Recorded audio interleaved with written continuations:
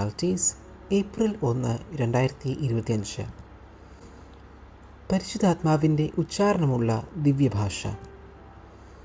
നിങ്ങൾ എല്ലാവരിലും അധികം ഞാൻ അന്യഭാഷകളിൽ സംസാരിക്കുന്നത് കൊണ്ട് ഞാൻ ദൈവത്തെ സ്തുതിക്കുന്നു. കൊരിന്ത്യർക്ക് എഴുതിയ 1 ലേഖനം 14 അധ്യായം 18 വാക്യം.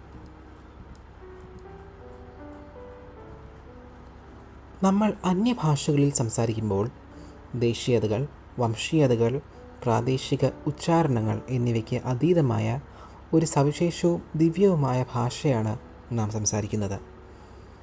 ഒരാൾ അന്യഭാഷകളിൽ പ്രാർത്ഥിക്കുന്നത് കേട്ടുകൊണ്ട് അയാളുടെ ജന്മദേശമോ രാജ്യമോ അല്ലെങ്കിൽ സാംസ്കാരിക പശ്ചാത്തലമോ നിങ്ങൾക്ക് നിർണ്ണയിക്കാൻ കഴിയില്ല. ഒരു വ്യക്തി ഇന്ത്യക്കാരനോ അമേരിക്കക്കാരനോ ബ്രിട്ടീഷുകാരനോ ചൈനക്കാരനോ നൈജീരിയക്കാരനോ ആകട്ടെ, അവരുടെ പ്രാർത്ഥനകൾ ഏകീകൃതവും വ്യത്യസ്തവുമായി തോന്നുന്നു. കാരണം നമ്മൾ അന്യഭാഷകളിൽ സംസാരിക്കുമ്പോൾ അത് പരിശുദ്ധാത്മാവിൻ്റെ ഉച്ചാരണമുള്ള ഒരു ദിവ്യഭാഷയാകുന്നു. ഒരിക്കൽ ഞാൻ ലോകത്തിൻ്റെ വ്യത്യസ്ത ഭാഗങ്ങളിൽ നിന്നും അന്യഭാഷകളിൽ പ്രാർത്ഥിക്കുന്നവരുടെ പഠനം നടത്തി. അതിൻ്റെ ഫലങ്ങൾ അതിശയകരമായിരുന്നു. യാതൊരു ചിത്രങ്ങളോ വീഡിയോകളോ ഇല്ലാതെ പങ്കെടുക്കുന്നവർ അവരുടെ പ്രാർത്ഥനകളെ റെക്കോർഡ് ചെയ്യാൻ ഞാൻ പ്രേരിപ്പിച്ചു. ഓഡിയോ റെക്കോർഡിങ്ങുകൾ കേട്ടപ്പോൾ ഒരു കാര്യം എൻ്റെ ശ്രദ്ധയിൽപ്പെട്ടു. ഓരോ വ്യക്തിയും എവിടെ നിന്നാണെന്ന് നിർണ്ണയിക്കാനോ അവരുടെ പ്രത്യേക ഉച്ചാരണമോ ദേശീയതയോ തിരിച്ചറിയാനോ എനിക്ക് കഴിഞ്ഞില്ല. കാരണം അന്യഭാഷകളിൽ പ്രാർത്ഥിക്കുമ്പോൾ ആ ഭാഷ ഭൗമിക പ്രദേശങ്ങളുമായോ ഭാഷകളുമായോ ബന്ധമില്ലാത്ത ഒരു ആത്മീയ ഭാഷയാണ്. അത് സ്വർഗീയമാണ്. കൂടാതെ അന്യഭാഷയിൽ പ്രാർത്ഥിക്കുന്ന വ്യത്യസ്ത സ്ഥലങ്ങളിൽ നിന്നുള്ള വിദൂരമായ വേർതിരിക്കപ്പെട്ട സമൂഹങ്ങളെ ഞാൻ പരിഗണിച്ചു. ഭൂമിശാസ്ത്രപരമായ വേർതിരിവ് ഉണ്ടായിരുന്നിട്ടും അവയെല്ലാം ഒരേ സ്ഥലത്ത് നിന്ന് ഉത്ഭവിച്ചതായി തോന്നി. തീർച്ചയായും അവർ ക്രിസ്തുവിൽ യഥാർത്ഥത്തിൽ ഒരേ ആത്മീയ സ്ഥലത്ത് നിന്നുള്ളവരാണ്. ഒരേ ആത്മീയ ഭാഷ സംസാരിക്കുന്ന വിദൂര സ്ഥലങ്ങളിലെ ആളുകളെക്കുറിച്ച് ചിന്തിക്കുക. ബൈബിൾ പറയുന്നത് മനസ്സിലാക്കുവാൻ ഇത് സഹായിക്കുന്നു.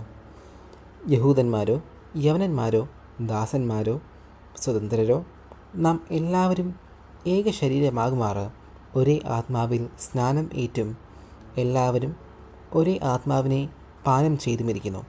കൊരിന്ത്യർക്ക് എഴുതിയ 1 ലേഖനം 12 അധ്യായം 13 വാക്യം.